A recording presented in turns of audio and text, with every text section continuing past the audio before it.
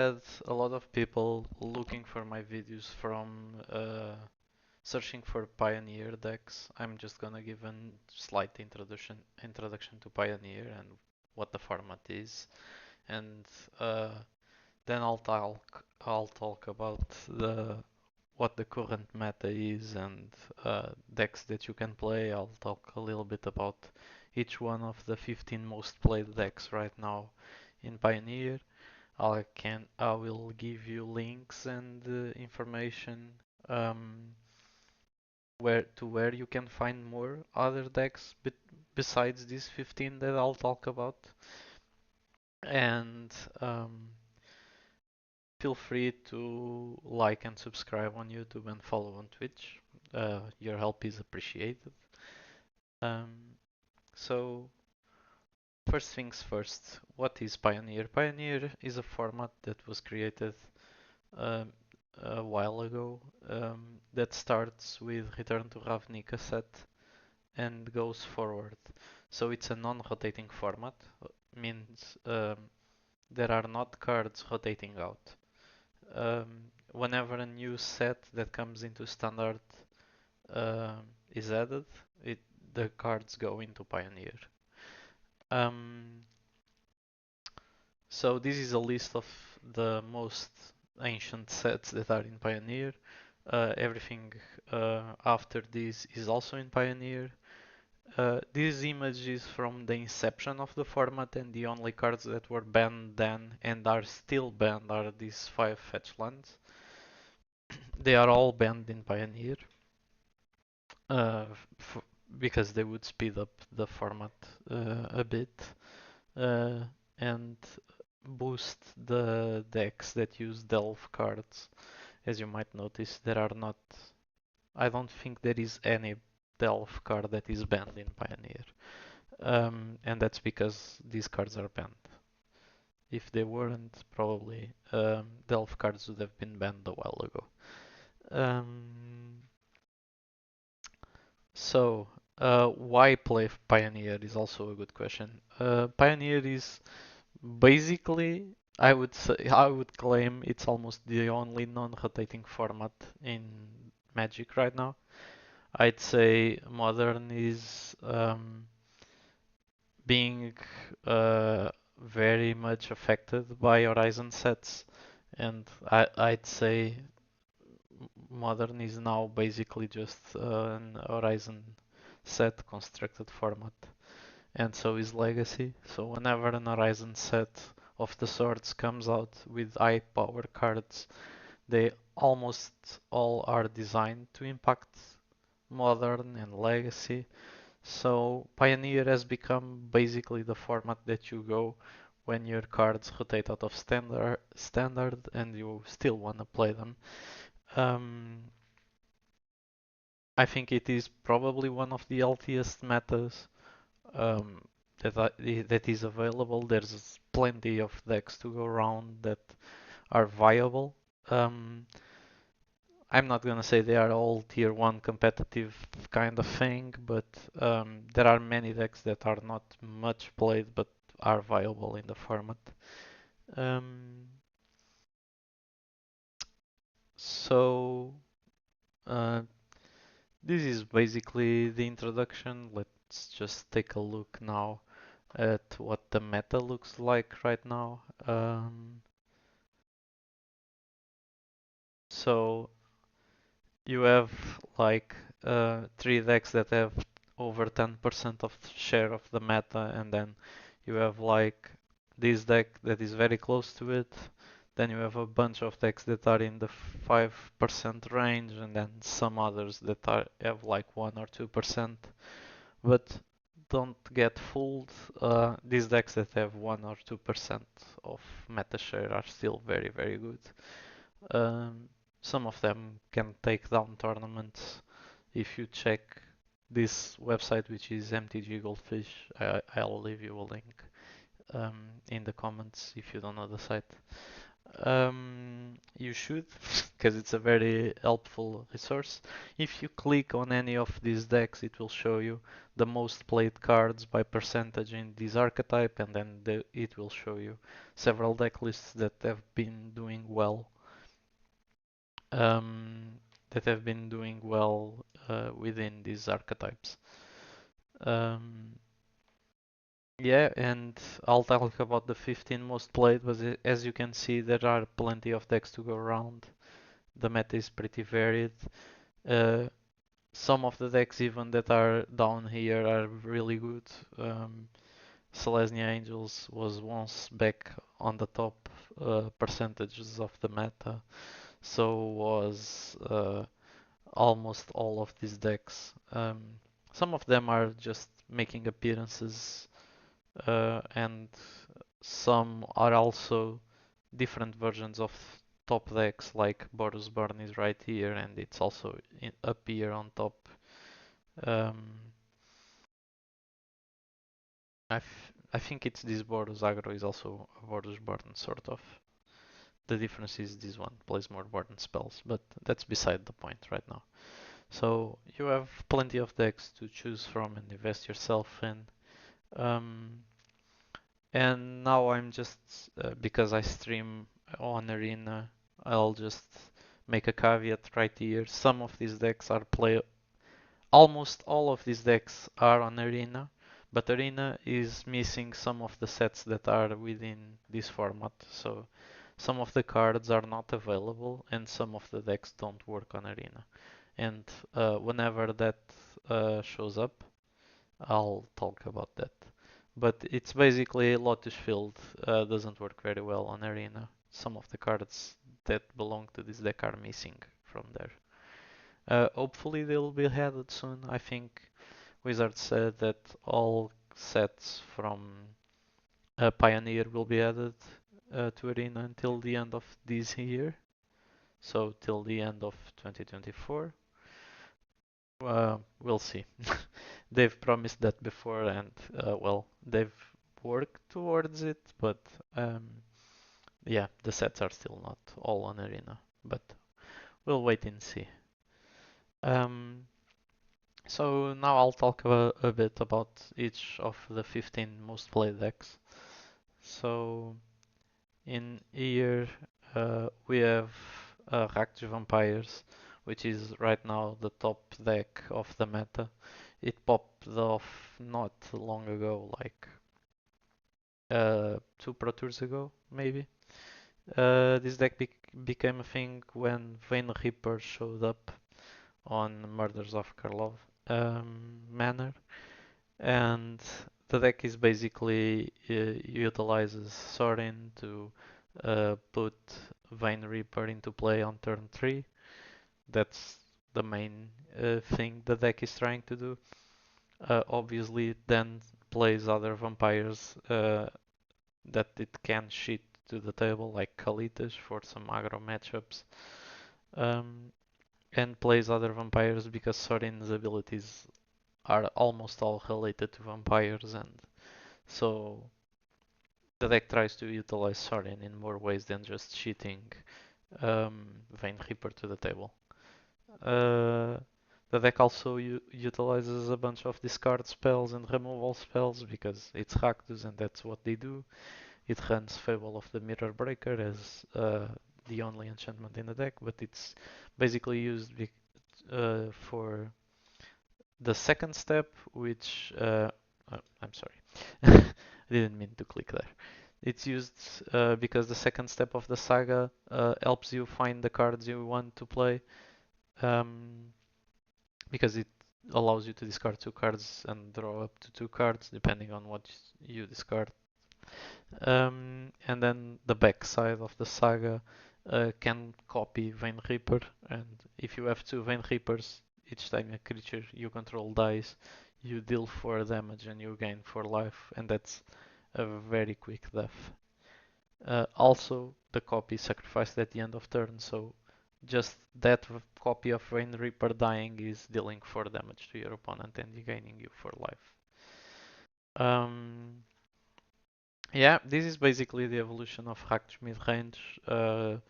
with a bit of a more combo-ish plan by shooting Vein Reaper. The deck is doing pretty well because Vein Reaper is an amazing creature. It has protection by having ward, sacrifice a creature. So if you don't have creatures, you basically can't deal with him unless you have sacrifice effects, which are also black. So it's probably, if you're playing black, you're also playing then vampires because it's one of the best strategies that you can have in black.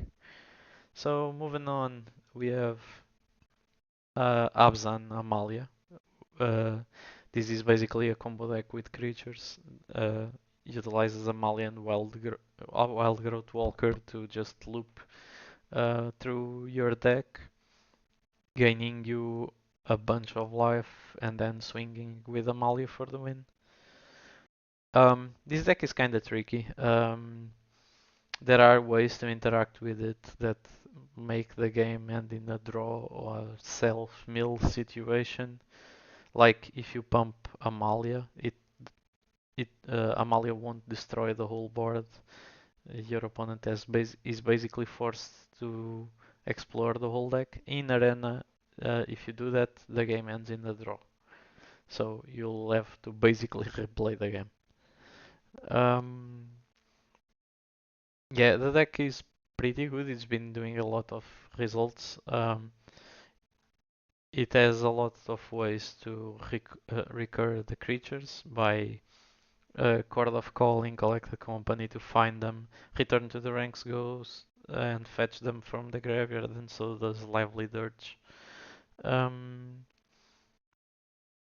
you also play Extraction Specialist to get them out of your graveyard back into the battlefield. So the way the combo works is Amalia triggers whenever you gain life, Amalia explores, then destroy all other creatures if its power is exactly 20. And Wild Growth Walker is whenever a creature you control explores, put a +1/+1 counter on Wild Growth Walker and you gain 3 life. So Amalia explores, Wild Growth gains you 3 life, Amalia explores again, and you repeat this until Amalia gets to 20 power and destroys your Wild Growth Walker, because these triggers are not optional. You have to do them. You're forced to do them. So that's why if someone in response gives indestructible to Amalia, the loop goes infinite. To Amalia, no, to Wellgrowth Walker, because it won't be destroyed, so you have to keep looping. Yeah, this deck creates a bunch of weird patterns in the format, but well, for now it's still not banned. I'm not sure it will be. Um, But yeah, if they can't kill you with Amalia, usually they try to leave either Flux Reservoir on top of the deck, then draw it, and they pay 50 life to deal 50 damage to the opponent, and that's how this game ends. Um, yeah, but you can interact with it. Last tournament I played against this deck, and I had more than 20 life. So when Amalia attacked, it left me at like 4. I untapped, I killed Amalia, and then basically forced my opponent to shuffle, so that either Flux Reservoir wasn't on top anymore, and that's how I got through it. You can play around this deck. It's just requires some specific interactions, but as you see, it's making good results. Um, Up next, this deck exists since the format was basically created. It's the Izet Phoenix deck, um, which objective is to put Arclight Phoenix into your graveyard, and then you cast 3 instants of sorceries. They come back into play, and they have haste and flying, so the objective is to swing and kill your opponent in the air. You also have Temporal Trespass that allows you to take an extra turn, so if you need to swing twice, that's how you get your opponent. So it's basically a bunch of 1 mana spells and then Treasure Cruise, which has Delve. You can exile uh, up to 7 cards to help reduce the cost. Um, they all are what people call cantrips, so you get to draw cards um, out of them to basically buy you back the card that you've just spent. The deck tries to keep card advantage in hand. Um, then you play removal like 4 Fire Impulse, some Lightning Axes, usually 4 because Lightning X in this deck is almost free because you get to discard your Phoenixes to the graveyard, which is where you want them to be anyway. Um, Recently, people are trying this card.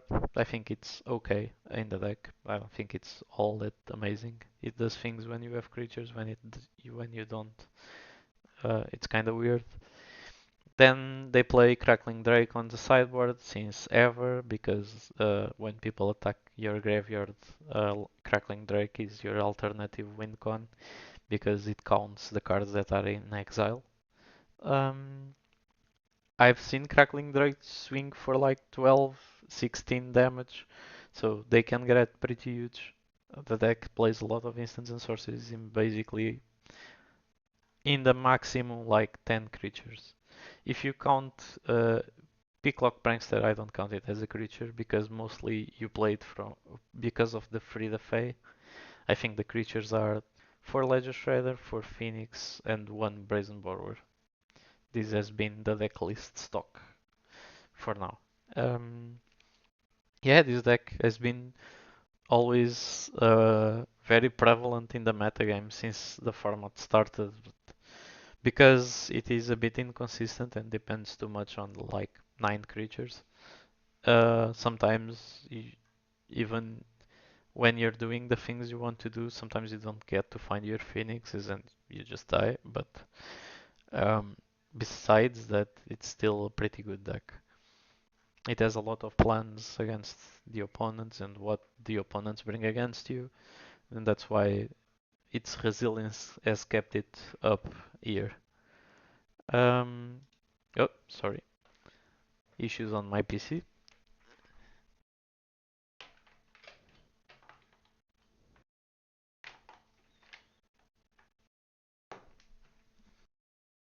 Yep, I'm back.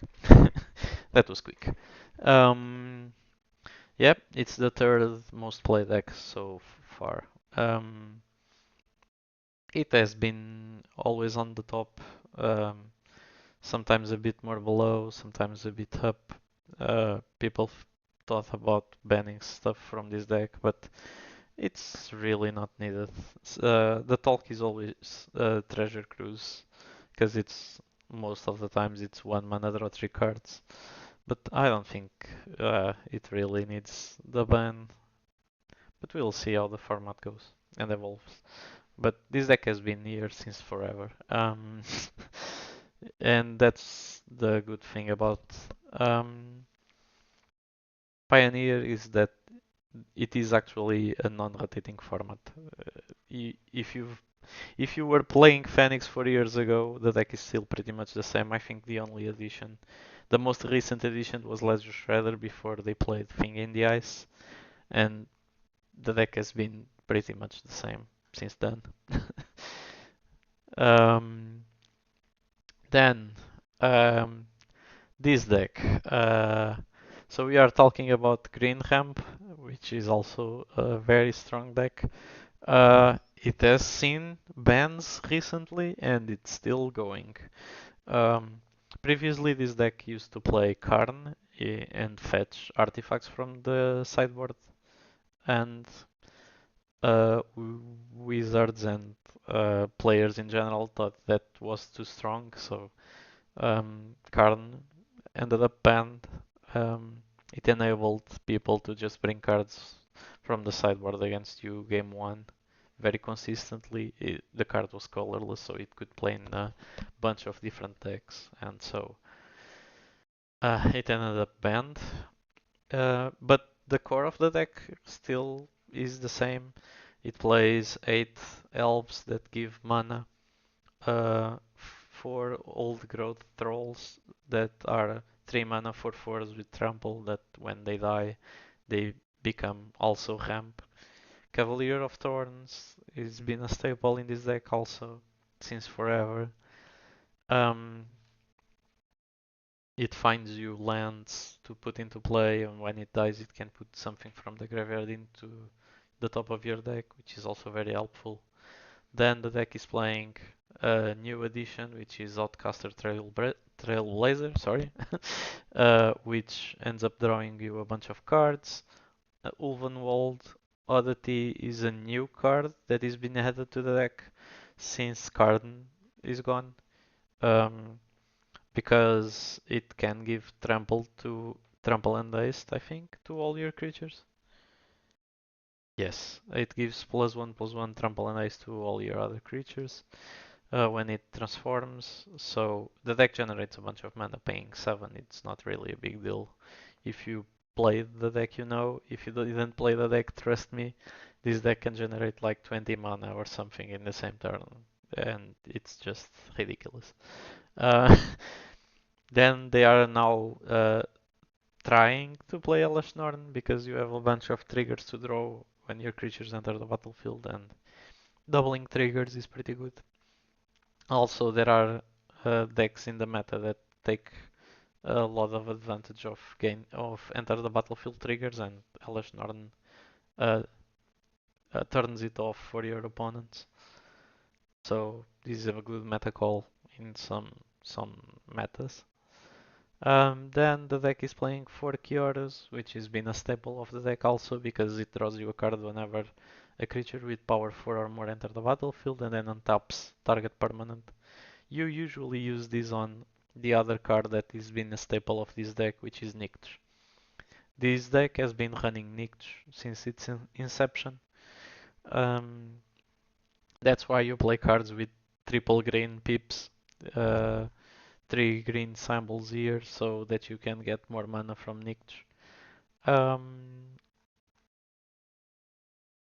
and also you're playing now Leyline of the Guild Pact.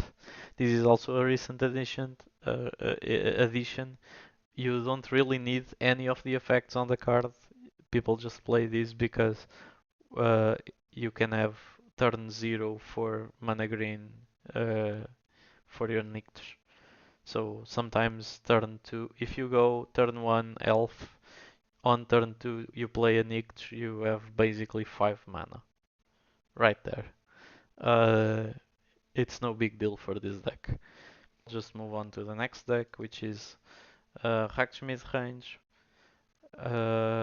This deck, um, so Rak's mid-range exists not since the inception of the format, but very, very close to it. So when Pioneer was created, the only thing that was banned was the fetches right away. And then in the first couple of months, there were a bunch of things that were way too broken to be in the format, and that were slowly banned one by one. And the last one of those broken things that was playing in the format was Uru. And after Uru was banned and a bunch of other cards joined in on the format, Rakch became a very strong deck, very prevalent in the meta. Um, I know this archetype very well because I was playing it since before it was meta. I was playing Rakch midrange while Uru was still unbanned, and I was having pretty good results with it. Um, Cards that were always in the deck were Bone Crusher Giant, Croxa, Graveyard Trespasser, but later Bloodtide Harvester joined in, Shell joined in, and the deck just became very, very strong. Um, the deck always played Thoughtseize also. Liliana was an addition in Dominaria together with Sheldred that made this deck just a notch above all the rest. On its inception, this deck also played Dreadboard to deal with Planeswalkers, but now you have things like Bitter Triumph, which is like instant speed and allows you to pay life or discard cards instead. Um, The deck is just very, very good, very solid. Um, in here, it seems like it's kind of mixed. I'm not sure why Vayne Reaper and Archfiend of the Dross are here, but seems to me like I think part of vampire decks are being mixed within this archetype because Goldfish processes results automatically, and sometimes it has difficulty distinguishing between the Rakdos Vampires deck and the Rakdos midrange. Um, Caustic Bronco is the lastest addition to the deck. I don't think the card is all that great. I think that the previous two drops that played in the deck were a bit better than Bronco, but people are having fun playing it, so why not? um,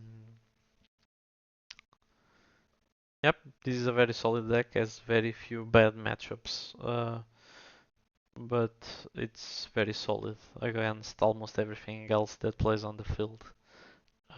I'd say that the only deck that really beats this to the ground is um, the Vampires deck, which is a notch above, I think, and Nick's ramp also preys on Rak's midrange, because what they are doing is so much more stupid than what you can stop. Because this deck is very, very fair. Um, Moving on, we have Azorius Control. This deck plays basically no creatures, plays a couple of planeswalkers.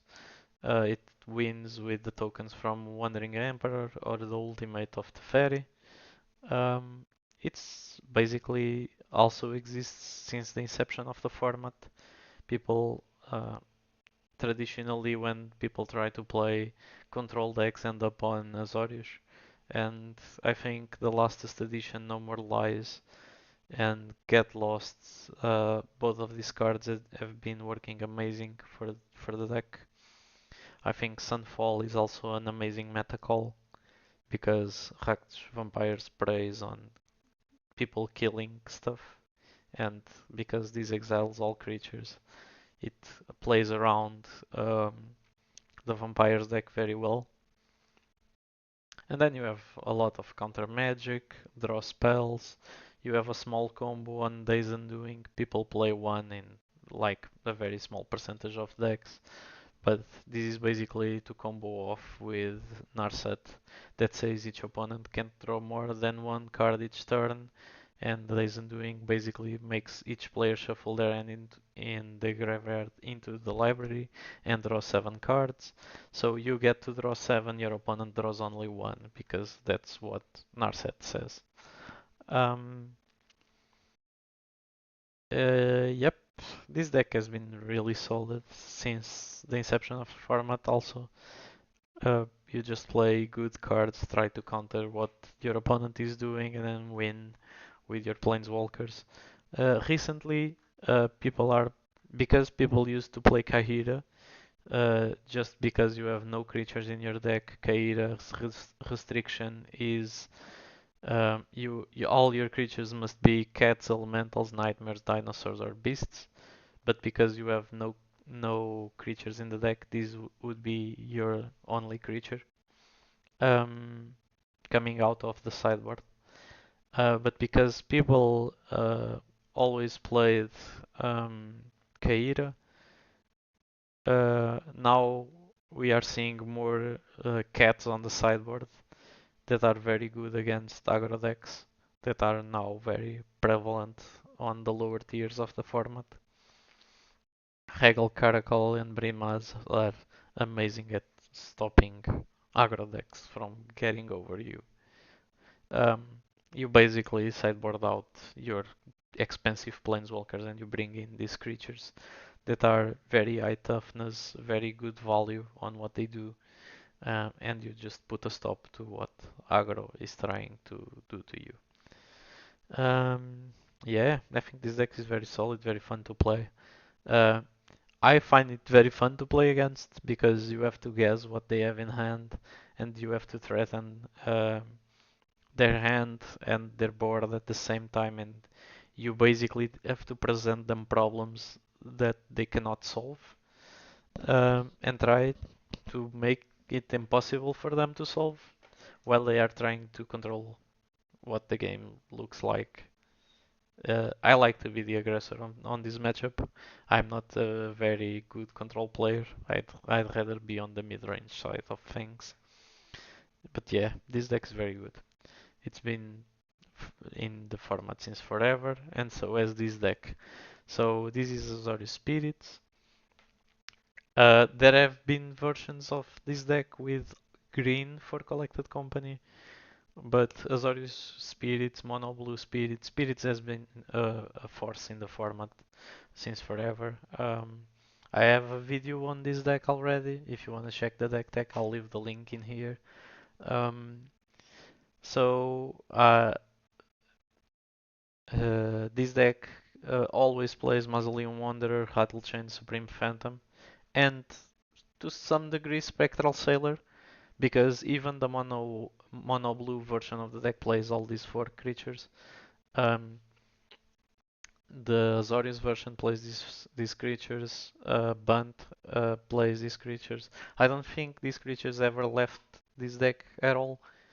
There have been versions of this deck with just blue counters these creatures and Curious Obsession to draw cards. Um, then they decided to play white to have Skyclave Apparition, which is basically removal on a creature, and Spell Queller, it's a counter spell on a creature.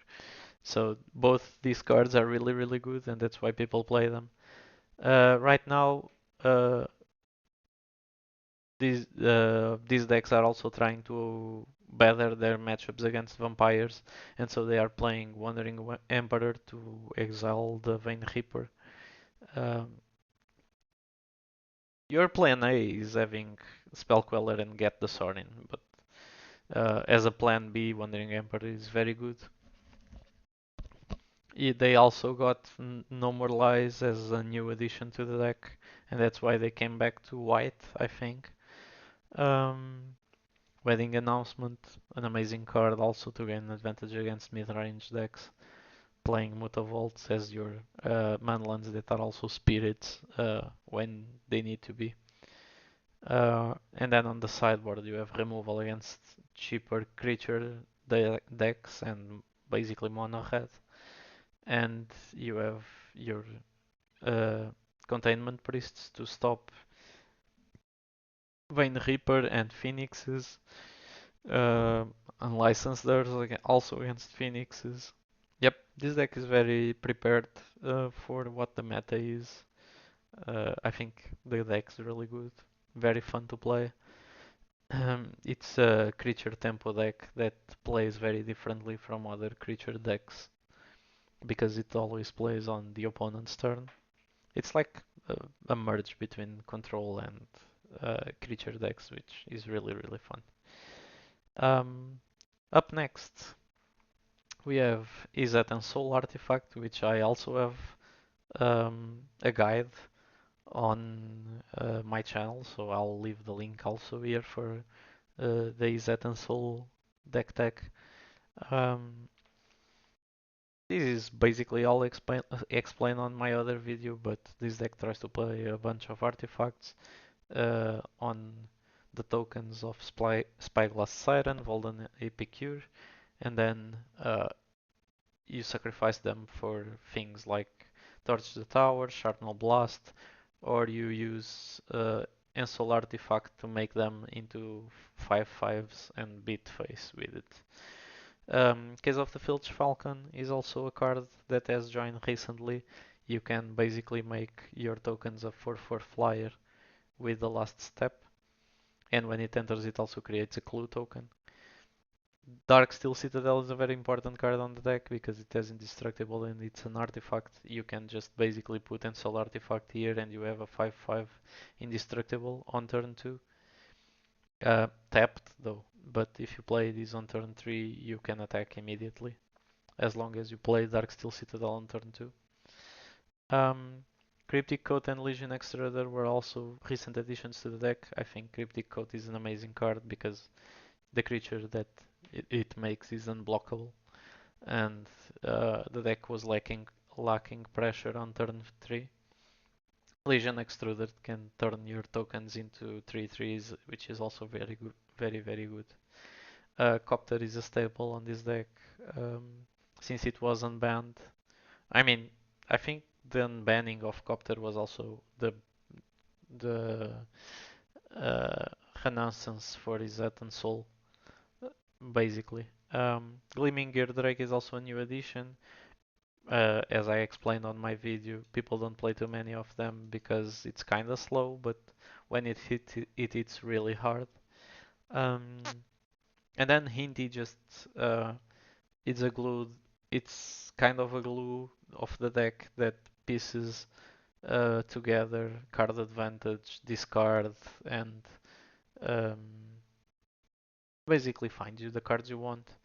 Uh, it provides you a way of drawing cards out of your blood tokens, out of sacrificing art. Um, God damn it! Out of the attack that you do with the copter that you draw and discard with attacking or blocking with copter, and it exiles you cards so that you can play on until the end of your next turn. End step, sorry. So if you trigger this on your opponent's turn, you get until the end of your turn to play those cards. Yeah, this deck is very good, very fun to play. I'm not gonna go into more detail here because I have the deck tech video on this. Um, but yeah, you should try this. It's a very cheap deck to assemble on Arena and it works very well. Following up next, Lodge Field Combo, another deck that exists since the format was basically created. It's a combo deck that tries to uh, use hidden strings, pour over the pages, and Vizier of Tumbling Sands to untap your Lotus Field that taps for adding 3 mana. So you're trying to generate a bunch of mana and then win the game by uh, putting Omniscience into play and doing crazy things with. Uh, where is. Huh. I thought they used to play Mastermind's Acquisition to get stuff from the sideboard, but I don't see it right now on the main board, which is kind of weird. Oh, they are playing Fey of Wishes, which is basically the same thing. So the deck plays win cons on their sideboard, and then you can tutor them with Granted, which is this spell on Fey of Wishes, or Mastermind's Acquisition that some decks used to play. Apparently not anymore, but the deck is still working pretty much the same. Also, you usually ramp up to cast Emergent Ultimatum, and it's Emergent Ultimatum that gives you, you put like Omniscience, Dark Petition, and some other cards. Uh, I think it's Leer, and your opponent can only put one of them back into the deck, and you get to cast the other two. And basically, you can give them a tough choice, and you usually end up winning the game. If it gets to this point, you usually are winning the game. Um, this deck is not all on Arena, and that's why I don't recommend you trying to assemble this there. You do have Lotus Field. Lotus Field has already been added.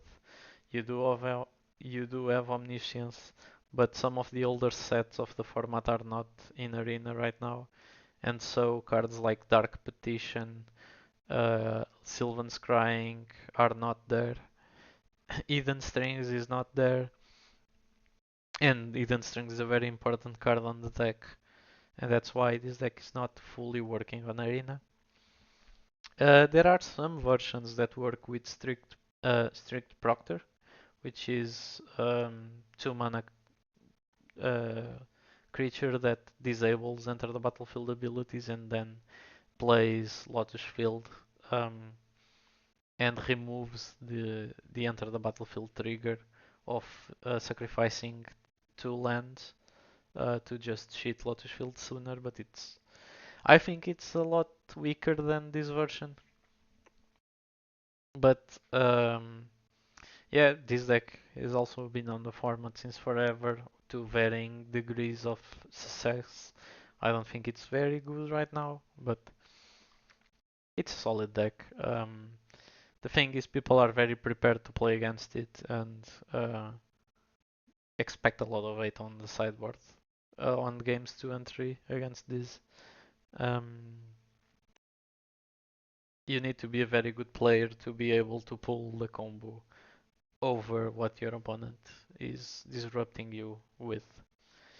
But yeah, this deck has been here since forever and it's still holding like 5% of meta share, so there's that. Up next, um, Gruul Agro. So this deck has been on and off on the format. I think what brought it back into the spotlight was Slick Shot of Show Off, and um, Slick Shot Show Off has been in pumping uh, mono red decks and red variants of this deck to several wins and much success, I think. Um, this is a variant that goes wide. It plays Swift Spear, Soul Scar, and Slick Shots Show Off. Almost all these decks run these three creatures, but then they vary their deck list, as we will see in the following decks. So this deck is playing, besides these three creatures, it's playing Burning Tree Emissary, that when enters gives 2 mana, so you can play more creatures. Cunning Coyote, it's a 2 mana 2/2 waste that also gives another creature haste. So it plays really well with Burning Tree Emissary. You can swing with it and Burning Tree Emissary for 5 on turn 2. Um, Questing Druid, it's also a very good card. The spell part allows you to dig deeper into the deck, which this deck kind of struggles with. Reckless Bushwhacker, be aware this card is not an arena, which is the sad part, because I really like this card. I think it enables a bunch of cool decks. Uh, then it plays Cacophony Scamp in some decks and Aloe Alchemist in some other decks. I think these cards, it's like when you're playing one, you're not playing the other, but Aloe Alchemist, I think it's a very cool card also. Um, then for the spells, Monstrous Rage, play with fire, are staples in all head decks basically right now. Then Atarka's Command and Blossoming Defense you play on this deck because you're playing Gruul, and this is what you're playing Gruul for. Blossoming Defense is a protecting spell, very good against opponent's removal. Atarka's Command, it's basically stops your opponent from gaining life and pumps your creatures. It can also be a burn spell to end the game if you need to. With Stalker Frenzy, best removal for things like Sheoldred and stuff with 5 toughness. I think it's a very good meta call. Then Kumano faces Kakazan, it's a staple on these red decks also. Audacity is also one of the reasons why you're playing Gruul. It gives +2/+0 and trample to your creature. When this goes into the graveyard, you get to draw a card. Um, cool thing about the way this is written, if even if your creature dies in response, you will draw a card out of Audacity. Um, then you just play some lands with abilities that let you finish the game. Den of the Bugbear is a creature when you need it to be.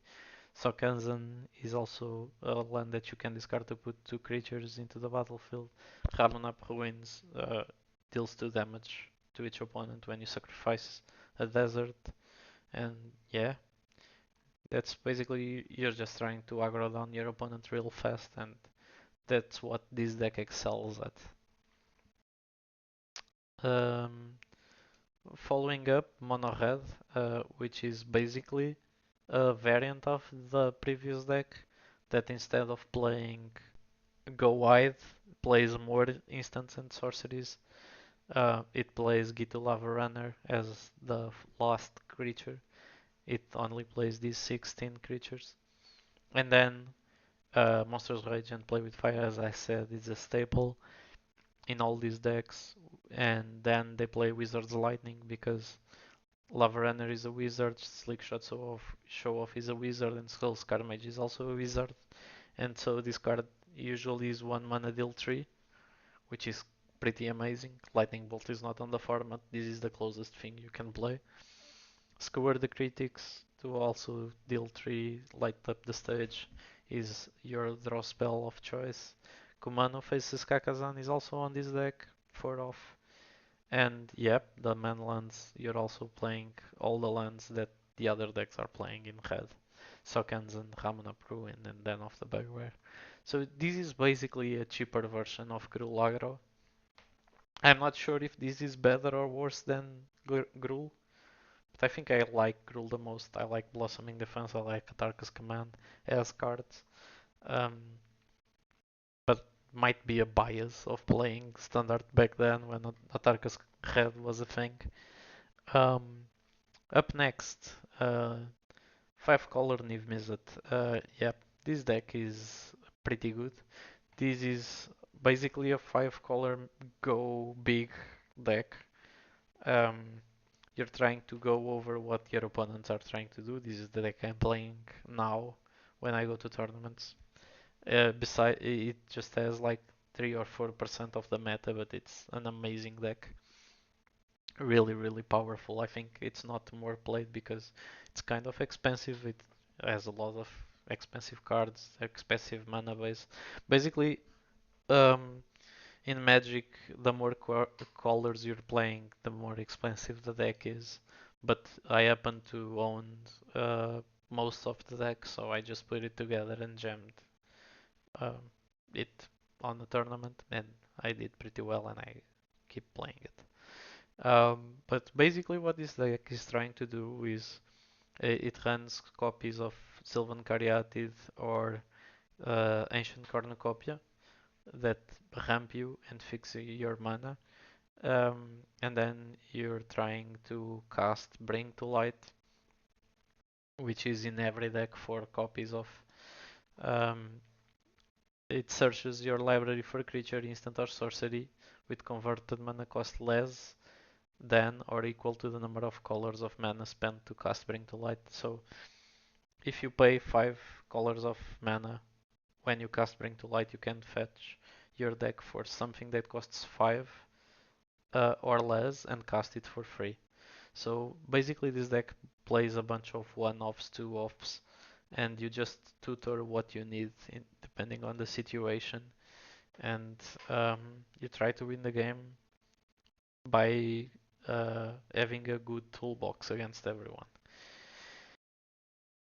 So, um, the deck usually goes for Niv Mizzet Reborn when you're trying to win because Niv is a 6/6 flyer for 5 that also grants you a bunch of draws.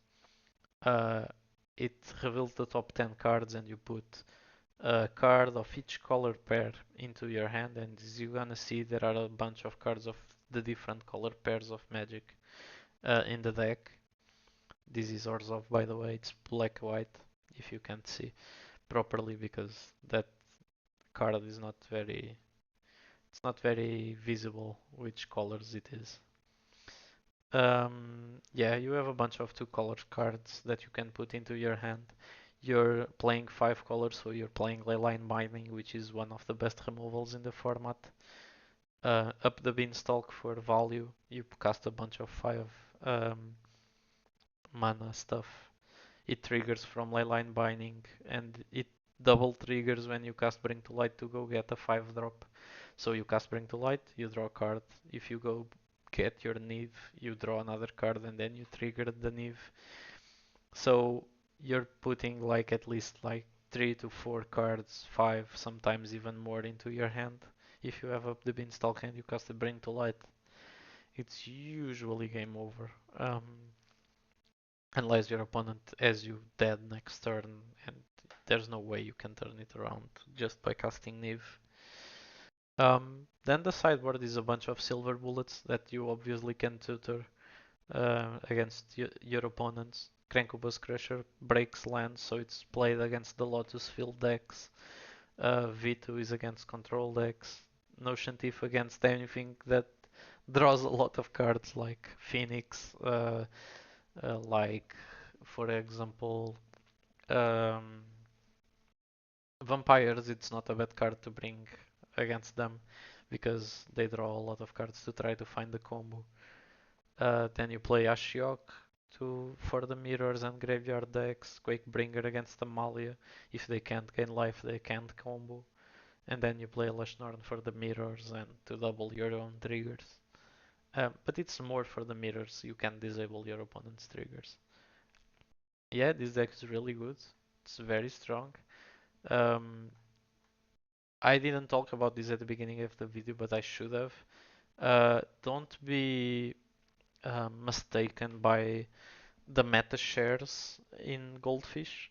Meta shares provide you the decks that are most prevalent on the meta, but that doesn't mean they are the they are the decks with the best win ratio. What I mean by this is it's not always evident that the most popular deck is the deck that is winning the most. Okay? The meta is very rock paper scissors, so this deck, for example, is very good against vampires. It's not as good against Phoenix, for example. But if you want a deck that can beat vampires, you should pick this up.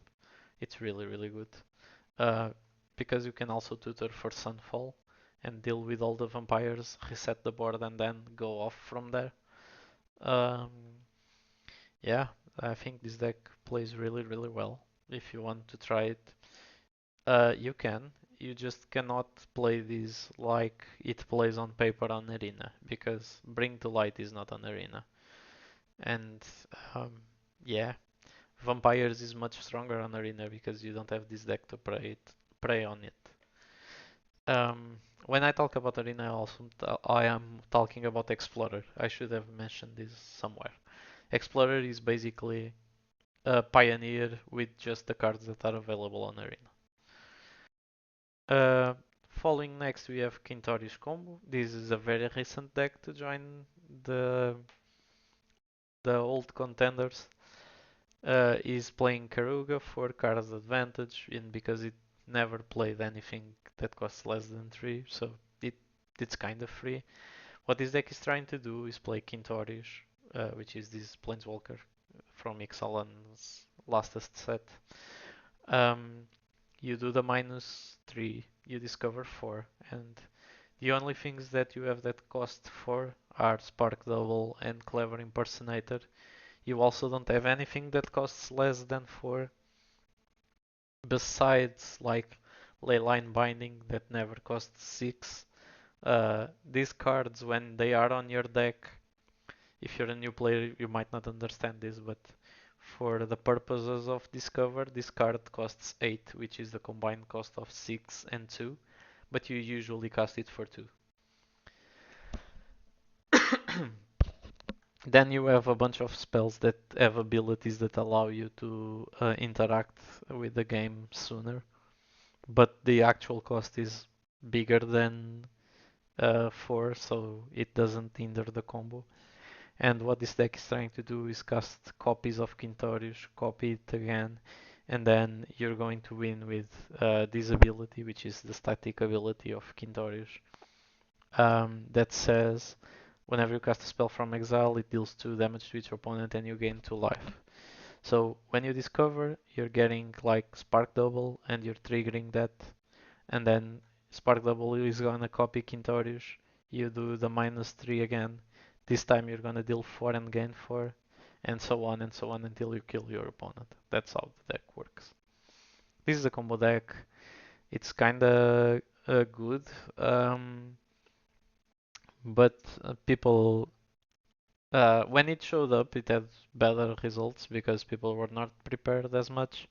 And now that people know what the deck is doing and people are prepared against it, and the meta is also more aggro since Slick Shot show off joined the mono red roster, this deck has been doing a little bit worse. Still a very good deck, still very playable. Following next, we have Boros Agro, which is the version that plays the same three creatures, but is playing a lot more burn and Boros cards. So you drop the Atarka's command for Boros Charm, basically, and the Blossoming Defense for Lightning Helix. I'd say that this is the best deck in the mirror. You're basically having removal for their creatures that also gains you life. But it might do worse against more mid-range decks, since it lacks the protection spells like Blossoming Defense. Um, I still think this is a very good version of the red decks. Um, it plays the same three lands that do stuff, and then the mana base that allows you to play white. Um, yeah, this is basically it. It's another mono red aggro deck. It's not mono because it has also white, but it's just for these two cards and a couple of things in the sideboard like Get Lost, fourth or uh, third or fourth Lightning Helix, and then Deflecting Palm. But yeah, this is basically uh, the same as the other decks. This is, if I had to classify these, they are all mono red based decks. Um, And the last one, which I also made a video on not long ago, I'll leave it the link here, which is Mono Black Discard or Mono Black Waste Not. It plays Sheldred, Hostile Investigator, and Alclazots. I think I said the name right. As the only creatures in the deck. And then the deck plays a bunch of discard spells, Lilian of the Veil, which is also basically for the discard ability. And you try to gain value out of it with a Waste Not, which says whenever an opponent discards a card, you create a creature card, you create a 2/2 zombie. If they discard a land, you gain 2 black mana. If they discard a non-creature, non-land card, you draw a card. Um, So this deck tries to control your opponent by discarding and killing their creatures, and then you play one of your game-ending creatures and try to win the game that way. Um, the reason I think this deck is doing a bit worse is because of the aggro decks that are around it. This deck has an issue closing out games because it has only these few creatures to close it. Sometimes you're discarding your opponent and they need to nothing us, and then it's a top deck contest, and that's a very tough position to be in because when your top decks are discard, usually discards when your opponent doesn't have an hand, it's kinda bad. Fortunately, if we investigate the lands, the deck is running 4 Castle Locthwain so that you can draw cards off of it, and Gyrich Sanitarum, which forces you and your opponent to draw a card and discard a card. If your opponent doesn't have a hand, he's gonna have to discard the card he just drew, and you're gonna get your triggers of Waste Not, depending on what he had on top. Uh, this is also a deck that runs like 4 Field of Ruin and 2 Demolition Field, so it's very good playing against decks that rely on sketchy mana bases because you can destroy your opponent's lands. Um, yeah, I think this deck is really, really cool. I've been playing it on Arena. There are videos of that. You can check them there on the channel. Um, the deck is real fun. I think it's not doing better because of what I said. I think that it leaves itself on a top deck situation with a bunch of discard and not many ways of ending the game, and that sometimes is bad against more aggro decks. For example, you top deck a discard spell, your opponent top decks 4 damage to the face and just plays it, and there's no way for you to interact with that. Um, But yes, this is a very cool deck. It still has a very large percentage of the meta, and as you can see, it's doing some results. Uh, there's a third place right here, not long ago. Um, yeah, so think that's it for the today's video and today's stream. I'll try to smash this and the last uh, video together because I had that cut on the stream. The video kinda got itself cut for no reason. But this was today's video to explain a bit of Pioneer format. Bloomborough is about to come out, so I might do an update video after we see some cards of um, Bloomborough impact Pioneer's meta. Talk about the decks that might pop out of uh, the set's release, or if any card is going to impact Pioneer.